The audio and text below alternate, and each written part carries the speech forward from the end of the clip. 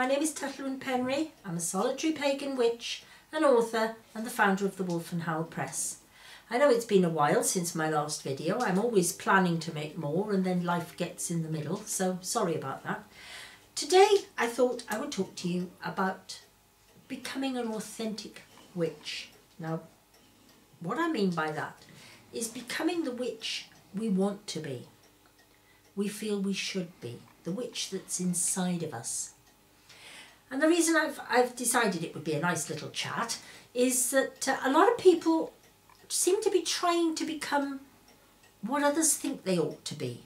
And you find this on social media a lot. You find people saying, oh, well, a real witch would do so-and-so. A proper witch would not do such and such. And to be honest with you, that's bunkum. That's total rubbish. What we're trying to do as witches, especially if we're solitary, is we are trying very hard to find something inside us. That big sigh down there just now was Homer. He's been evicted from his bed. He's lying on the floor. He's not very happy about it. I didn't evict him from his bed. It was Noah, who's been very excited when he saw the camera stuff coming out. But anyway, at the moment he's quiet.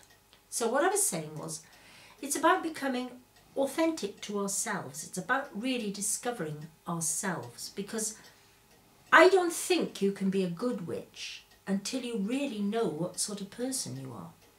It's not a question of, here's the witch part of me and here's everything else.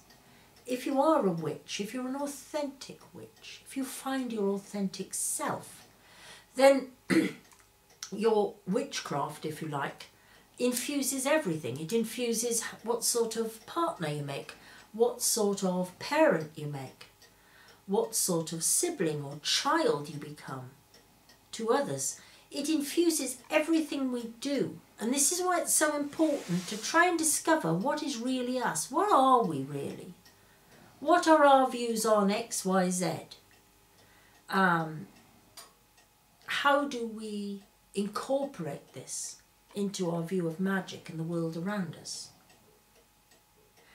Now, like many things on a spiritual path, these things are really unique to each and every one of us. I can't say this works for me, it'll work for you, because it mightn't. Audrey, stop it.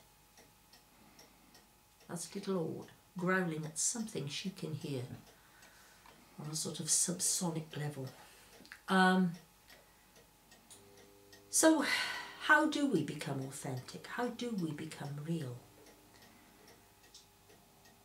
I think for me, and it's a very personal thing, our craft is something, not only something we do, but what we are.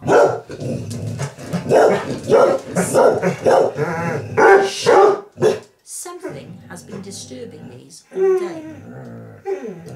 Whatever it is, I wish it could stop. A couple of times I thought it was the postman. No, it wasn't. No. Whatever it was. Something they can hear and something... Look, will you please be quiet and go back to sleep? Oh, here he is. Our little star. Star of the show. Can you see him? No? Oh. Well, he hasn't climbed up on me yet. No. What? Oh, what? Mammy, he says. Why are you wearing makeup, he says. Let me wash your face for you. Thank you, Noah. I know. But this is a case in point, actually. You know, if we're going to be witches, you don't have to be a witch with a cat. You can be, like me, a witch with a couple of dogs and half a dozen rabbits at one time, you know. It doesn't matter. We must stop this idea that we have to conform to other people's ideas. We have to be the person we want to be. And then we have to somehow mix... Oh, it's a real day, isn't it, today? Somehow then mix in our spiritual path and the craft. Will? Oi! I don't care if next door's cat is going across the wall. Leave him alone. Shh! The sound like a motorbike is Audrey again. Right, they're quietening down. But anyway, This is where we're at. We're trying to find ourselves. And this is very important because I often get messages and emails from people saying, well, so-and-so has told me I ought to be doing such and such. I ought to be reading this book. I ought to be following this path. My magic isn't ceremonial enough. I ought to be doing... Stop it, right? Stop right there. Come back to your real self. What sort of person are you? Well, ceremonial, yes, all right, I like my fancy scarves and shawls. But a ceremonial magician is something quite different from what a lot of us do. And I have no problem with that. If it's your path and you're drawn to it, that's great. But if you're more like me and you've explored these things perhaps in earlier years, which I did, and then I thought to myself, well, you know, that's not really me. That's not the sort of person I am. I'm not going to do that kind of path justice because it's not me. So for me, the more simple things seem to work better. I seem to be a better witch. I seem to cast stronger spells simply because I was being true to myself. I was doing the kind of spell work I wanted to do. I don't always cast a circle, for example. That's not me. There are times when I do, but mostly no, I don't. And for me, magic is something, and since it's such a big part of witchcraft, this is something I'll talk about now. Magic is something that infuses what I am. It's not something where I have my everyday life, where I bake a cake or I go on the train or I do what have you, do the shopping or the laundry, and then all of a sudden I say, right, put that to one side, now I'm going to do magic.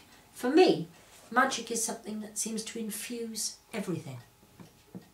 And the reason that works for me is because I've been true to myself. I found the sort of magic that works for me, which is very simple, very strong, because it's simple, it allows my will and my intention to focus much better, I find. Because if I work with things like planetary correspondences or crystals or incense or what have you, I find, because of the sort of person I am, I start getting interested in some ridiculous little detail which detracts from what I'm trying to do. So this is what I mean about being true to the authentic self. Please don't do that. Find out the sort of person you are. What works best for you? Everything works best for me if it's simple. If it's something I understand, I know what I'm doing, and I can focus on it. Audrey, on the other hand, works best when she's snarling at something. Audrey, will you cut it out, dear? Come on. Am I out of the picture now? No? Oh, good. I'm just bending down to try and reassure Audrey, who needs a lot of reassuring sometimes, don't you? I know. Trying to have a snooze and she can't. There's a leaf or something blowing down the street about half a mile away and she can hear it. Anyway, look, I do hope that's helped. It's been very, very interrupted and I'm sorry about that. But then again, that's being true to my authentic self. I can't make a perfect video. I don't expect to. I have to work with what I've got. And that's what we're always doing. To be a good witch, work with what you've got. Always try and improve, but never be afraid to work with what you've got. Anyway, thank you very much for listening. I'm sorry it's been so disjointed. Thank you for listening. Goodbye.